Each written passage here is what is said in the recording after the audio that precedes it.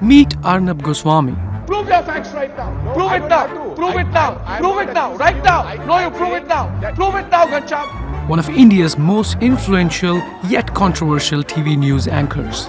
Goswami hosts primetime debates backed by dramatic soundtracks and sensational visual effects. This is the only news. He's known for screaming at his guests To keep interrupting like that, I've run out of patience with you. and browbeating his opponents with emotional nationalism.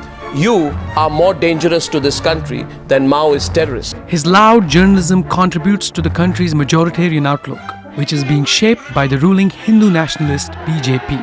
Goswami often makes wild pronouncements like India should wage a war against Pakistan and even randomly bursts into laughter on air. I can't believe it. Sometimes his guests fire back. Go to Rajshekharan first. You liar. For several years, his former primetime show The Newshour attracted the largest viewership in India, and many other journalists have started to imitate his style. Are you a traitor? We will question you also, Mr. Gauhar Gilani, and a coward like Yasin Malik. You are exposed and you are out.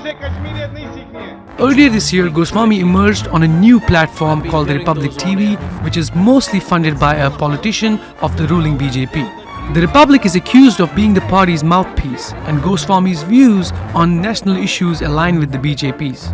Take the example of the Rohingya refugees in India. The BJP government describes them as a security threat and plans to deport them back to Myanmar.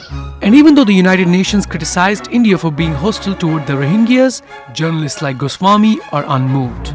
Are we the only dumping ground of the world? Why don't these Rohingyas go to Norway or to Sweden or to Switzerland?